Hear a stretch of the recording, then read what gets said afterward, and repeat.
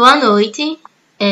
Hoje meu grupo vai falar sobre a Resolução 306, de 7 de dezembro de 2004. Ela dispõe sobre o regulamento técnico para o gerenciamento de serviços de saúde, sob a tutoria de Caio Fernando Martins Ferreira, e o componente do grupo sou eu, Bárbara, Lucas, Matheus e Elisana. Antes de começar a falar sobre essa RDC, né? Ela é de 2004. Agora, em 2018, foi lançada algumas atualizações que, antes de iniciar o trabalho, eu acho importante falar sobre ela, né? Que foi algumas atualizações que foram feitas.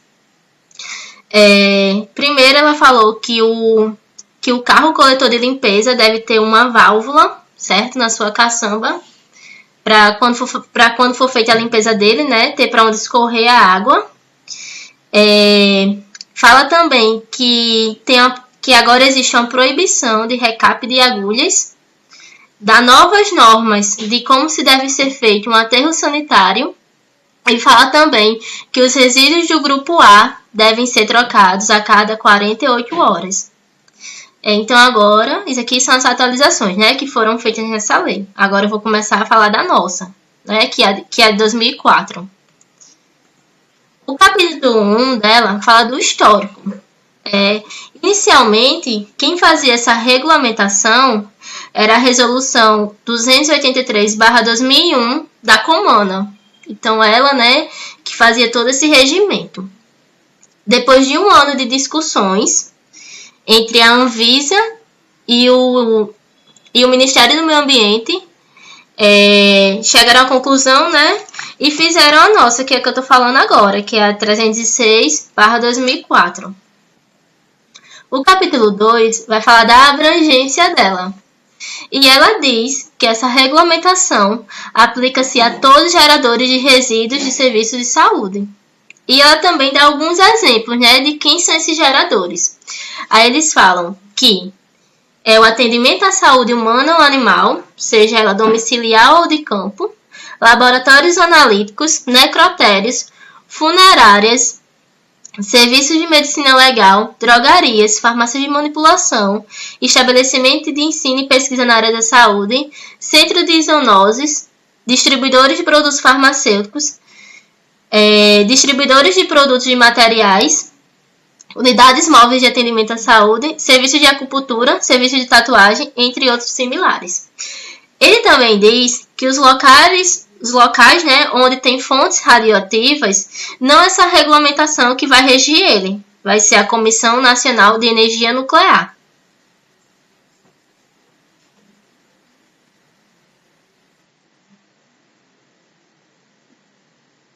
Oi, meu nome é Lucas e eu vou falar um pouco da RDC 306 de 2004, enfatizando o capítulo 3 e 4. Esse capítulo trata-se do gerenciamento de resíduos de serviços de saúde, no qual se baseia nos processos de gestão, planejamento e implementação, seguindo bases científicas, técnicas, que têm como objetivo diminuir a geração desses resíduos e destiná-lo com segurança e eficácia para diminuir os riscos às pessoas, à saúde pública e até à natureza. Essa gestão passa por diferentes etapas de planejamento de seus recursos, sejam eles físicos, materiais ou humanos, sendo necessário fazer um plano de gerenciamento de resíduos de acordo com as características dos resíduos. E segue uma classificação, que começa pelo manejo, né, que engloba todas as partes, desde a geração até o seu destino final. Tem a segregação, que é a separação desses resíduos de acordo com a sua característica. O acondicionamento, que é a embalagem desses resíduos, gerando a identificação também, que vai ajudar no reconhecimento do resíduo que está contido na embalagem, certo? O transporte interno, que é o recolhimento desse resíduo que já está embalado para um armazenamento temporário, agilizando a coleta. Depois tem o tratamento também, que é a aplicação de técnicas adequadas que alterem o risco, diminuam, né, no caso, o risco desses resíduos. o armazenamento externo, que é onde vai estar os resíduos, que vai ter a coleta e o transporte até o seu destino final. E tem a disposição final, que é quando ele vai ser descartado da forma correta, né? Já o capítulo 4 enfatiza mais sobre as responsabilidades dos serviços geradores de resíduos da saúde, que compete a fazer o plano, certo? Seguindo critérios e normas técnicas. O plano de gerenciamento deve contemplar todos os serviços que existem sob a responsabilidade de um responsável técnico, mantendo uma cópia disponível para consulta a cada novo serviço submetido. Por reformas e ampliações, deve ser enviado um novo plano com os projetos do que vai ser feito, certo? Para a Anvisa local, a Vigilância Sanitária. Quando for solicitar novos locais também. Quando o funcionário responsável por esse resíduo não tem qualificação necessária, ele pode ser auxiliado por uma equipe, né, que tem essas qualificações. Todo o pessoal envolvido nesse gerenciamento deve ter capacitação e treinamento. As empresas terceirizadas também, quando vão ter processo de licitação, ela vai ter que provar que todos os seus funcionários são treinados e capacitados para poder concorrer a essa licitação ou contrato, né? Além de manter todos os registros de venda ou doação de resíduos destinados à reciclagem e manter sempre atualizada a lista dos seus produtos, princípios ativos e formas farmacêuticas.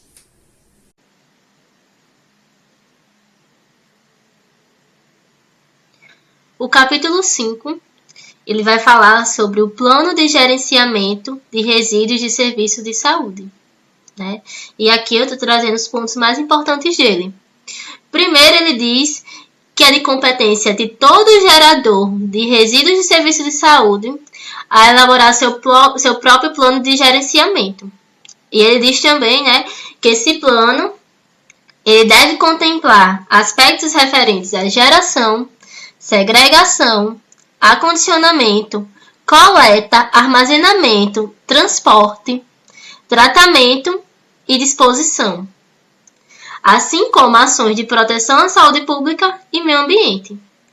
Ele diz também que se nesse ambiente possuir alguma instalação, né, alguma sala que tenha radioatividade, nesse plano ele deve ter ações contidas na Comissão Nacional de Energia Nuclear. Ele também diz que rotinas e processos de higienização e limpeza ela deve ser definidas pela Comissão de Controle de Infecção Hospitalar ou algum setor específico. Ele também diz que deve ser feitas avaliações levando em conta esses indicadores aqui, que é a taxa de acidentes com resíduos perfluorocortantes, variação de geração de resíduos, variação de proporção de resíduos do grupo A, B, D e E, assim como também variação do percentual de reciclagem. Então, ele diz, né, que devem ser feitos esses cálculos para ver essas variações de forma periódica.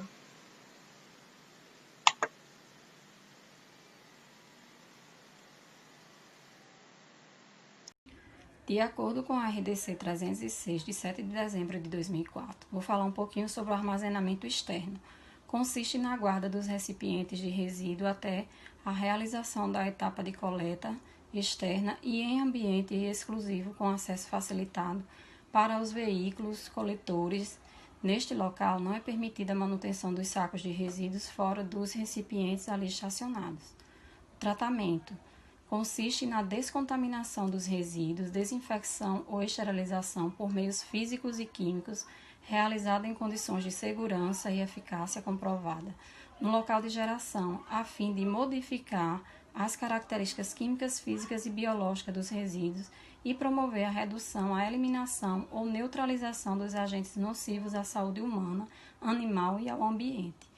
Os sistemas para tratamento de resíduos de serviço de saúde devem ser objeto de licenciamento ambiental de acordo com a resolução da CONAMA de número 237/1997 e são passíveis de fiscalização e de controle pelos órgãos de vigilância sanitária e do meio ambiente. A identificação. Esta etapa do manejo dos resíduos permite o reconhecimento dos resíduos contidos nos sacos e recipientes, fornecendo informações ao correto manejo. Os sacos de acondicionamento dos recipientes de coleta interna e externa, os recipientes de transporte. O acondicionamento consiste no ato de embalar os resíduos segregados em saco ou recipientes que evitem vazamentos e resistam às ações de punctura e ruptura. A capacidade dos recipientes de acondicionamento devem ser compatível com a geração diária de cada tipo de resíduo. Os resíduos sólidos devem ser acondicionados em sacos resistentes à ruptura e vazamento e impermeáveis de acordo com a norma NBR 9191/2000 da Associação Brasileira de Normas Técnicas ABNT.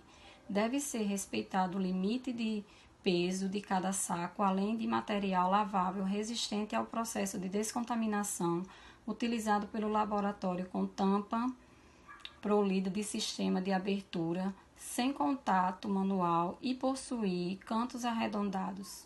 Os resíduos pérfuros cortantes devem ser acondicionados em recipientes resistentes à punctura, à ruptura e vazamento e ao processo de descontaminação utilizado pelo laboratório.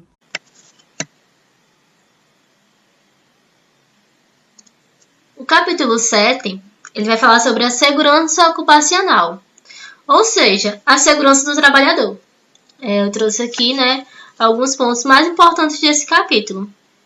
E o primeiro, ele diz que as pessoas, os trabalhadores que são envolvidas diretamente com o processo de higienização, com a coleta, com o transporte, com o tratamento e armazenamento desses resíduos, eles devem fazer esse exame, o exame médico, tanto quando ele for admitido no emprego, de forma periódica, quando ele for para umas férias e voltar, quando ele mudar de cargo e quando ele for demitido. Ele também fala que esses trabalhadores eles devem ser imunizados, ou seja, eles devem tomar as vacinas de forma de conformidade com o Programa Nacional de Imunização. Ou seja, ele deve seguir rigorosamente a sua caderneta de vacina. Ele também diz que as pessoas que trabalham ali diretamente com o geramento de resíduos, eles devem ser capacitados. Tanto quando ele for admitido no cargo, como também de forma continuada, periodicamente. Ele também deve saber que é da sua responsabilidade, ou seja, da responsabilidade dele, a higiene pessoal dos materiais e do ambiente onde ele está ali inserido.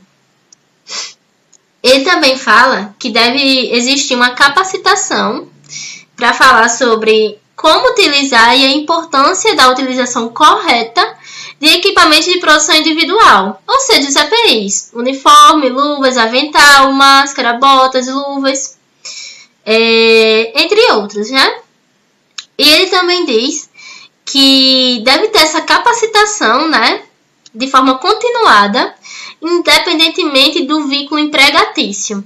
Ou seja, se ele for um contratado, se ele for carteira assinada, se ele for um estagiário, deve ter esse programa de educação continuada, Palestras, minicursos, para ensinar ali os trabalhadores de como fazer esse manejamento de forma correta.